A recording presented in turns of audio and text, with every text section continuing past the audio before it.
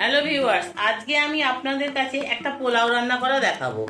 এই পোলাওটা এই সময় আমি এই কাজু কিশমিশটাও আমি দিয়ে দিলাম। কিশমিশটা দেওয়ার পর দেখুন, এই যে চালটা আমি রেখেছিলাম, এই চালটা আমি এর মধ্যে পুরো। হ্যালো ভিউয়ার্স, আজকে আমি আপনাদের কাছে একটা পোলাও রান্না করা দেখাবো। এই পোলাওটা রান্না করার জন্য আমি দেখুন চাল নিয়ে নিয়েছি। এই চালটাকে ধুয়ে আদা কাঁচা লঙ্কা বাটা আর একটুখানি সামান্য ঘি মাখিয়ে রেখে দিয়েছিলাম শুকনো হতে। এই চালটা এটা আমি খুব সামান্য সামান্য তেলে করব। আর একটুখানি সামান্য মাখন, কাজু কিশমিশ, একটু গোটা গরম মশলা, তেজপাতা, চিনি, এই আমার উপকরণ। চলুন এই রান্নাটা আমি শুরু করব। দেখুন, প্রথমেই আমি গ্যাসটাকে জ্বেলে নিচ্ছি। এই কড়াই যেটুখানি তেল আছে এই তেলেই করব। আর দেখুন, এখানে এই গ্লাসের আমার আড়াই গ্লাস চাল আছে, সেই জন্য আমি এখানে 5 কাপের মতন জল নেবো, নিয়ে আমি গরম বসাবো।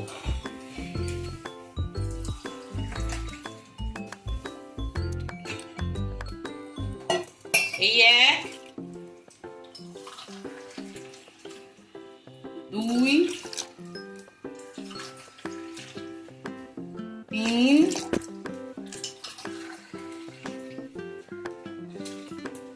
4, পুরো 5 কাপ দেবো না, আমি একটু সাড়ে চার কাপের মতন দেবো। দিয়ে এটাকে আমি গরম বসাবো।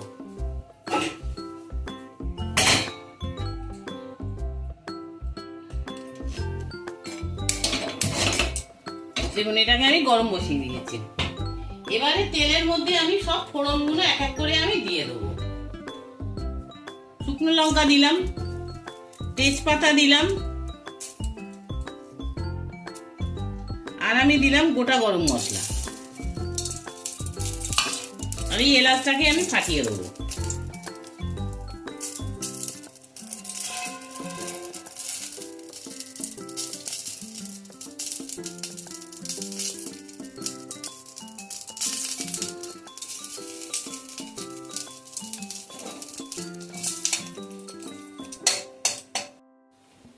এই সময় আমি এই কাজু কিশমিশটাও আমি দিয়ে দিলাম।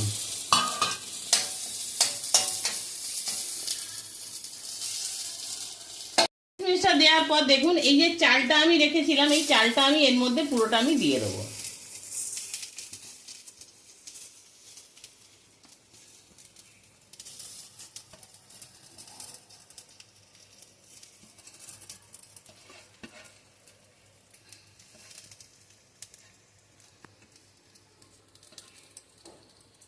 দেখুন, আমি পুরো চালটা দিয়ে দিলাম।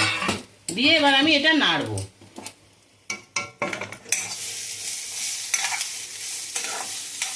জলটা টকবক করে ফুটছে, আর আমার এই সময় আমার এই গ্যাসটা আমি একটুখানি নিভিয়ে দিয়েছিলাম, আমি এই গ্যাসটাও জ্বালিয়ে দিলাম। দিয়ে আবার একবার চালটাকে নেড়ে নেবো।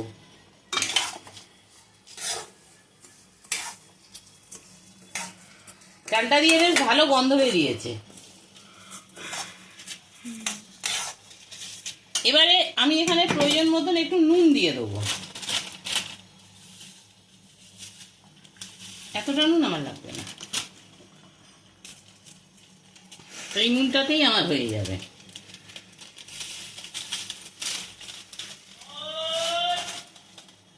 হাতটা ধুয়ে নি, দাঁড়ান।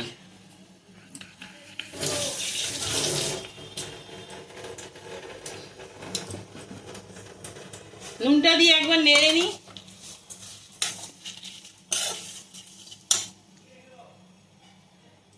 আজকে আপনারা সবাই জানেন লোকনাথ বাবার তিরোধান দিবস, 136তম তিরোধান দিবস। বাবা এই দিনে দেহত্যাগ করেছিলেন, কিন্তু বাবা আমাদের ছেড়ে তো যাননি। তাই এই বাবাকে ভালো রাখা, বাবা উনি ভালো থাকলে গোটা বিশ্ব ব্রহ্মাণ্ড ভালো থাকবে। তাই এই ওনাকে একটু ভালো রাখার জন্যে আমার এই আজকে ছোট্ট আয়োজন। দেখুন, এবারে আমি এই জলটা ঢেলে দিলাম, পুরোটা আমি ঢেলে দিলাম। দিয়ে আমি নেড়ে নেবো খানিকটা। নিয়ে এবার আমি প্রথম দিকে গ্যাসটা একটু বাড়িয়ে রাখবো, তারপরে আমি গ্যাসটা কমিয়ে দেবো। আর এটা দেখেছেন তো কতটুখানি আমি তেলে করেছি। এর মধ্যে আমি ওই যেটুখানি কড়াই আমার তেল একটুখানি ছিল, সেই তেলটুকুনিতেই আমি করেছি, আর কিন্তু আমি তেল দিইনি। এবারে আমি এটা চাপা দিয়ে দেবো। জলটা আমার দেখুন পুরো শুকিয়ে গেছে, একটা চালটাও মোটামুটি ঝরঝরে হয়ে গেছে। এই সময় আমি চিনি দিয়ে দেবো। আমি আমার প্রয়োজন মতন মিষ্টি দিচ্ছি, আপনারা যেরকম মিষ্টি পছন্দ করেন আপনারা সেই অনুপাতে আপনারা মিষ্টি দেবেন, কিন্তু পোলাওতে একটু মিষ্টি মিষ্টি হলে তো ভালো হয়, আমি তাই একটু মিষ্টি দিলাম। আর এবারে এই আমি তো তেল দিইনি দেখেছেন, এই মাখন একটুখানি আমি দিয়ে দিলাম।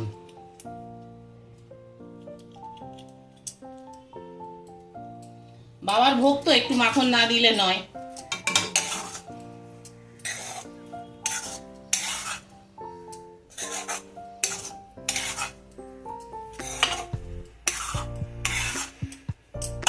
আমি এবার একটুখানি চাপা দিয়ে দেবো, আবার ততক্ষণে চালটা আর যেটুখানি জল আছে শুকিয়ে যাবে, তারপরে আমি আপনাদের দেখাচ্ছি। আমার এটা পুরোপুরি হয়ে গেছে, এখন আমি এটাকে ঢাকা দিয়ে রেখে দেবো কিছুক্ষণ, তারপরে আমি ঠাকুরের ভোগটা আমি তুলে আমি আপনাদের দেখাবো। দেখুন আমার তো রান্নাটা হয়ে গেছিল, পোলাওটা ঠাকুরকে ভোগ নিবেদন করেছিলাম বলে তখন এ করতে পারিনি, আমি এখন দেখাচ্ছি তেল ছাড়া এই পোলাওটা কিরকম হয়েছে। একদম ঠিকঠাক হয়েছে। আমি মিষ্টিটা একটু কম দিয়েছি, আপনারা মনে করলে মিষ্টিটা দিতে পারেন। দেখুন আমি বাচ্চাটাকে একটু দিই, ও বলুক কিরকম হয়েছে। দেখুন ও বলছে ভালোই খেতে হয়েছে। আপনারাও সকলে এইভাবে বানাবেন, আশা করি আপনাদেরও ভালো লাগবে। এই ভিডিওটা যদি আপনাদের ভালো লাগে একটা লাইক করবেন, শেয়ার করবেন, আর নতুন বন্ধুদের মধ্যে এটা ছড়িয়ে দেবেন যাতে তারা দেখতে পারে, আর পাশে থাকা বেল আইকনটা টিপে দেবেন যাতে পরবর্তী রান্নার ভিডিও নিয়ে আমি আপনাদের কাছে চলে আসতে পারি। আপনাদের ভালোবাসা পেলে আমি আরও অনেক ভিডিও আপনাদের কাছে উপহার দিতে পারবো। এই বলে আমি আজকের ভিডিওটা শেষ করলাম। নমস্কার, সবাই ভালো থাকুন, সুস্থ থাকুন।